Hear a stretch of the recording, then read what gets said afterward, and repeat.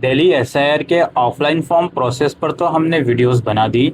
आज हम देखेंगे कि इसको ऑनलाइन किस तरीके से भरा जाना है। आइए समझते हैं। सबसे पहले इस वेबसाइट पर आप आ जाओगे जिसका लिंक डिस्क्रिप्शन में है। अब मैं आगे बढ़ूं उससे पहले चंद बातें आपको बताना चाहता हूं। देखिए, ये बहुत ज़रूरी है कि आपका कोई नंबर वोटर आईडी कार्ड से लिंक हो, क्योंकि इस प्रोसेस में ओटीपी जाएगा। नंबर 2, आपके आधार और वोटर आईडी कार्ड में एटलीस्ट आपका नाम सेम हो। अगर अलग अलग है तो भाई एसआईआर फॉर्म ऑनलाइन भरने में आपको परेशानी आ सकती है। अगर नंबर रजिस्टर नहीं है कोई दिक्कत नहीं है, 2 मिनट का काम है नंबर रजिस्टर करना। लेकिन उसके अंदर भी अगर आधार और वोटर आईडी कार्ड में नाम अलग अलग है तो नंबर रजिस्टर करने में भी आपको परेशानी आ सकती है। फिलहाल इस वीडियो में मैं फॉर्म भर के दिखाऊंगा ऑनलाइन किस तरीके से भरा जाना है। और इस वीडियो में मैं वो प्रोसेस समझाऊंगा, शख्स का प्रोसेस समझाऊंगा जिसका नाम 2003 की वोटर लिस्ट में नहीं है, तो वो अपने पेरेंट्स के थ्रू फॉर्म को भरेगा। ठीक है भाई, आइए स्टार्ट करते हैं। तो सबसे पहले इस वेबसाइट पर हम आ गए हैं। यहाँ पर एसआईआर के अंदर ही फिल एनुमरेशन फॉर्म का ग्रीन कलर के टैब में लिंक मिलेगा। अब यहाँ पे आपको क्लिक करते ही पूछ रहा है मोबाइल नंबर डालिए। अगर इस वेबसाइट पर आपने पहले कभी अकाउंट नहीं बनाया तो सबसे पहले साइन अप कीजिए और अपना मोबाइल नंबर डाल के अकाउंट इसमें बना लीजिए, ओटीपी वगैरह डाल के। कोई दिक्कत वाली बात नहीं है। अगर अकाउंट बना हुआ है तो आप सिंपली मोबाइल नंबर डाल के इसमें लॉगिन करेंगे। अच्छा, एक बात और है, ज़रूरी नहीं है जिस इंडिविजुअल का हम एसआईआर फॉर्म भर रहे हैं उसी इंडिविजुअल का मोबाइल नंबर डाल के यहाँ लॉगिन करें। आप जैसे फॉर एग्जांपल एक फैमिली मेंबर में 5 लोग हैं, तो एक फादर उन्होंने अपना मोबाइल नंबर डाल के बच्चों का फॉर्म उन्हें भरना है, वो भर सकते हैं अपने नंबर डाल के ही, क्योंकि इसको नंबर डालने के बाद आगे जो चीज़ें हैं आप किसी और का एपिक नंबर डाल के भी एसआईआर का फॉर्म भर सकते हो। ठीक है जी। तो फिलहाल मैं यहाँ पे लॉगिन कर लेता हूँ कैप्चा कोड वगैरह डाल के। अब मेरा ये पोर्टल है, ये खुल गया है।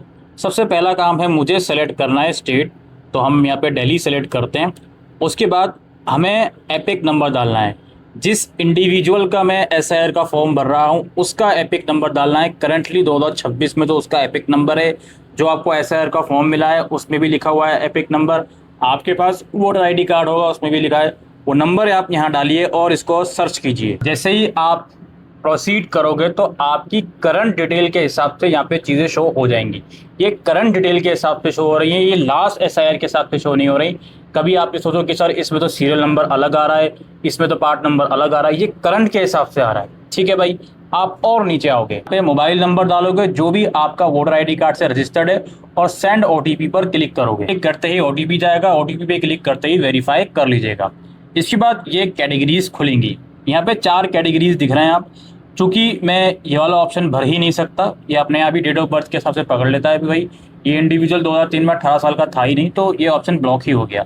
मैंने आपको वीडियो में कहा था कि मैं अपने पेरेंट्स के थ्रू ये फॉर्म भरूंगा, तो ये my parents name father mother grand mother exist in the electoral roll of SIR 2002, 3 या 5, इस वाले ऑप्शन पर मैं क्लिक करूंगा। इस पर क्लिक करने के बाद और नीचे स्क्रॉल करूंगा। अब यहाँ पे मुझे फिर से अपना स्टेट सेलेक्ट करना है, किस स्टेट में मेरा लास्ट एसआईआर में मेरे रिलेटिव का नाम था। ठीक है भाई, वो मैं सेलेक्ट कर रहा हूँ, 2002-3 के हिसाब से लिख रहा हूँ। स्टेट मेरी ये थी। असेंबली कॉन्स्टिट्यूंसी में यहाँ पे सेलेक्ट करूँगा। अब ये सब चीज़ें जो हो रही हैं ये 2002 दिल्ली में 2002 में होता, 2002 के लिस्ट के हिसाब से ये सब चीज़ें सेलेक्ट हो रही हैं। समझ गए जी आप। मैं चूँकि अपने रिलेटिव फादर के हिसाब से भर रहा हूँ, तो मेरे फादर का 2002 की लिस्ट में किस कॉन्स्टिट्यूंसी में नाम था, कहाँ था, कैसे था, उस हिसाब से सेलेक्ट हो रही हैं। अगर आपके पेरेंट्स का ये जिनका भी आप दे रहे हो उनका 2002 या 3 में दिल्ली के बाहर के किसी स्टेट का था, तो यहाँ दिल्ली के बाहर का स्टेट सेलेक्ट होगा। इस बात को ध्यान में रखें। उसके बाद पोलिंग स्टेशन नंबर और नेम 2002 में बेसिकली पार्ट नंबर जो भी आपने फॉर्म में लिखा है वो आप यहाँ पर लिख देंगे। ठीक है, जब सेलेक्ट कर लेंगे तो वो अपने आप ही जो भी आपका पोलिंग नंबर नाम होगा वो यहाँ पे विजिबल हो जाएगा। अगेन लिस्ट के हिसाब से लिखना है, जिस भी लिस्ट में आपके पेरेंट्स की डिटेल है या आप अपने हिसाब से ये फॉर्म भरो तो आपकी डिटेल है, तो उस लिस्ट में पार्ट नंबर क्या है वो यहाँ पे आप सेलेक्ट कर लेंगे।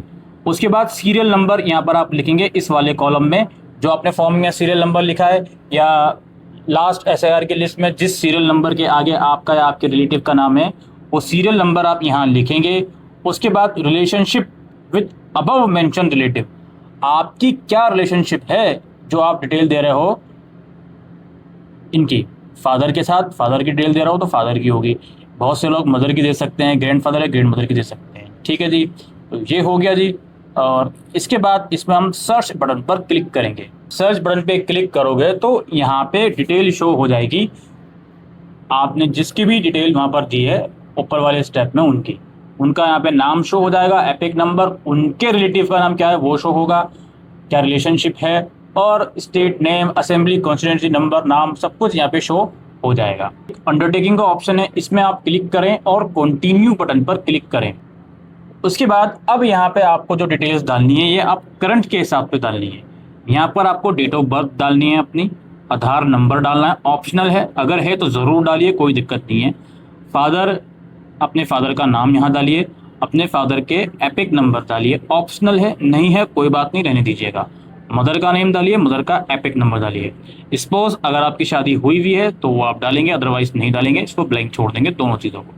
इसके बाद यहाँ पे प्लेस में आप दिल्ली से फॉर्म भर रहे हो या किसी भी स्टेट से भर रहे हो तो उस स्टेट का नाम लिख देंगे, कोई दिक्कत नहीं है।